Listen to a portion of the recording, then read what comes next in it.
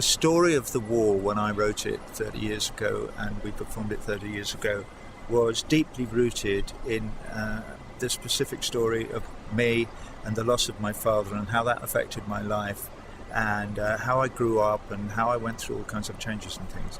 And I've realized before putting on this production, I wanted to broaden it to the point that anyone who shares that sense of loss or a sense of outrage at the losses that occur can identify with my personal story, but also understand that it was my loss that enabled me to empathise with others.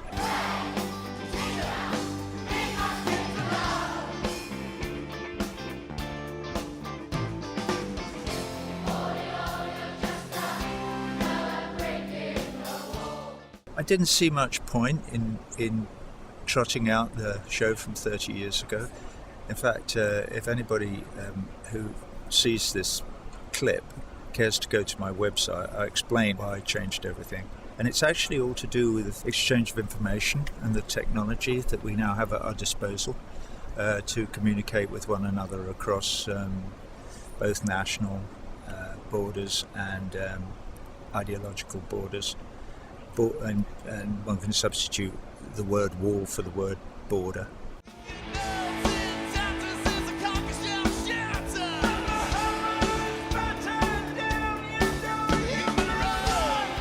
I think the big question facing us now and successive generations is whether the use of information exchange technology will help us to grow closer together and become friendlier with one another and empathise more with one another across the boundaries and walls that now exist, or whether it won't, and that the use of this technology will help Bush and Blair to invade Iraq, or help them to be murdering people on the borders of Afghanistan and Pakistan, or whatever it might be that the warmongers want to achieve and how they want to describe our lives.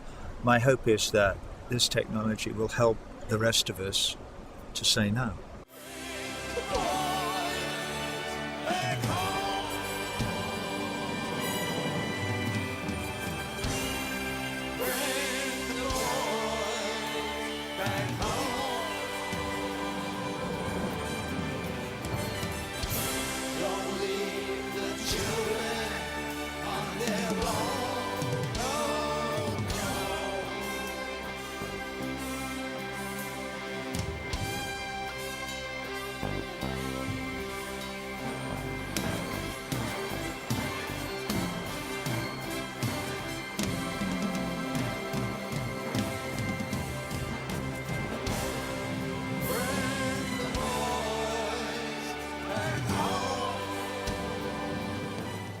I'm quite sure that this show will ruffle a few feathers and people may go, what the fuck is he talking about, and there will be that usual slew of people who disapprove of saying anything in a rock and roll show.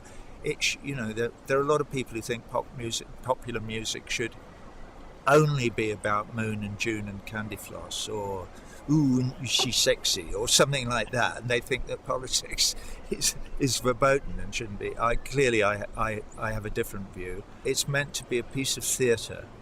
Don't really look upon it as rock and roll. This is theatre. People come and experience this piece of theatre. I hope that they'll need to get their hankies out a couple of times, because that's what it's for, really. It's to encourage us to touch those bits of us that are still capable of empathizing with others and with our own inner selves to the point where we are deeply moved.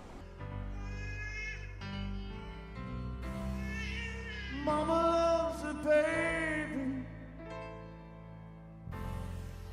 Daddy loves you too, and the sea may look warm to you, baby, the sky may look blue. When I embarked upon the new production, which I did in January of this year, so that's like 9 months ago, one of the things that we did straight away was to start a website around the tour. I then had an idea for one of the songs early in the piece, the song Thin Ice. And the idea was to display pictures of people who either died in war or died in political conflicts of some kind. As part of the show, alongside a photograph of my father, who died in 1944 in Italy, as an act of ecumenical solidarity with everybody who has lost a loved one, because I asked people to send me photographs of fallen loved ones. We had a huge number of responses to that.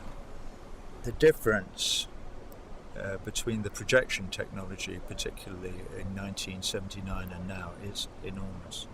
And I'm working with a fantastic team of projectionists, and the team I've been working with are creating all the visuals that we're projecting. It's like night and day from then. We can now project over 244 feet of wall, when then we could only project over 90. So, 244 feet's nearly a soccer pitch. It's something that's never been done before. People, when they tell people what we're doing, who know about projection, the people they tell go, "What? You're insane." Yes! Yes, we're insane! It's all good.